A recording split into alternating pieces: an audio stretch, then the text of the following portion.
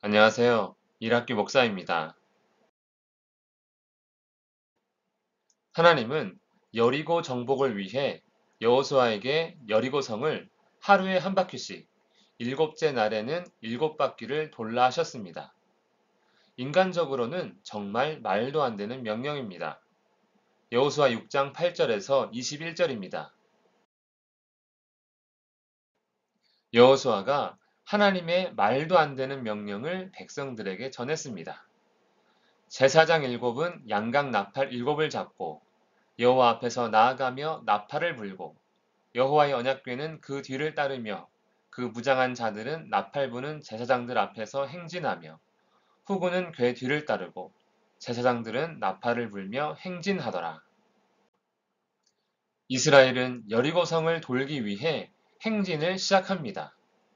하나님의 명령대로 순종하는 여호수아와 이스라엘입니다. 여리고성을 돌 때 너희는 외치지 말며 너희 음성을 들리게 하지 말며 너희 입에서 아무 말도 내지 말라. 그리하다가 내가 너희에게 명령하여 외치라 하는 날에 외칠지니라. 이스라엘은 여호수아가 외치라 명령하기 전까지 조용히 돌아야 합니다. 하나님의 궤가 여리고성을 한 바퀴 돌고 진영으로 돌아와 이스라엘은 잠을 잡니다. 여리고는 이스라엘이 두려워 잠을 자는 이스라엘을 공격할 엄두도 내지 못하는 것 같습니다. 그럼 이스라엘이 돌아야 하는 여리고 성의 크기는 얼마나 될까요? 발굴된 유적을 통해 추정되는 여리고의 크기는 넉넉 잡아도 1만 평이 되지 않는다고 합니다.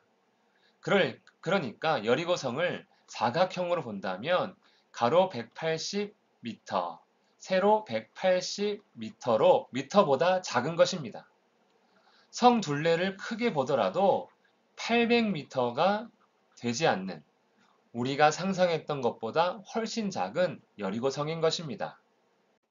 그래서 이스라엘이 여리고 성벽에서 약 200m 정도 떨어져서 돌았다고 가정한다면 이스라엘은 하루에 약 1.5km 정도 걸었을 것입니다. 그런데 이스라엘 군대가 60만 명이니까 실상 여리고성을 완전히 둘러싼 상태로 돌았다고 볼 수 있을 것 같습니다. 즉, 강강술래하듯 그들은 돈 것입니다.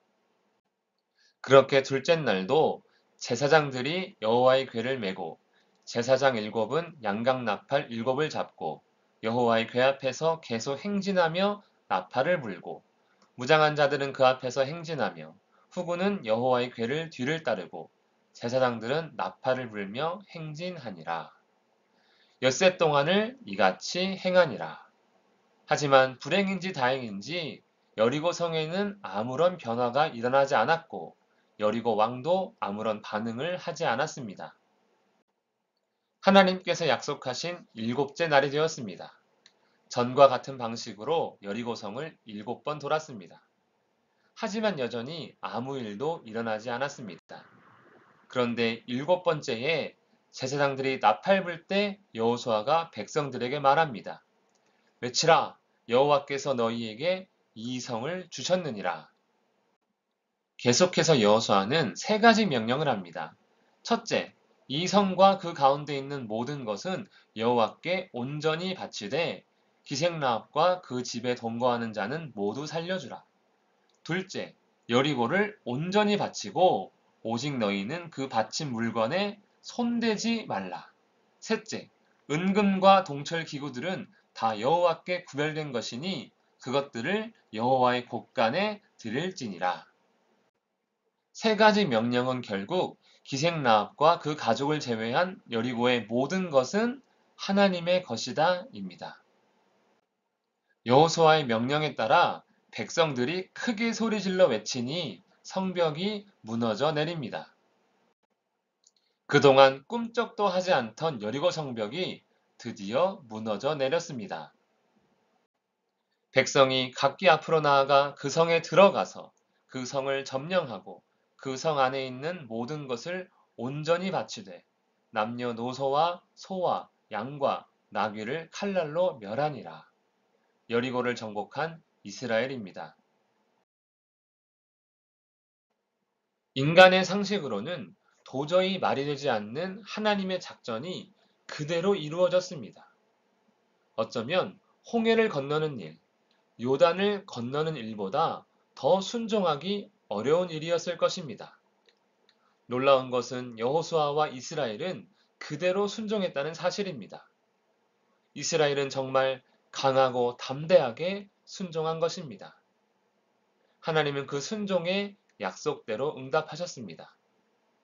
우리의 생각과 맞지 않다 할지라도 진정 순종이 능력임을 보게 되는 순간입니다.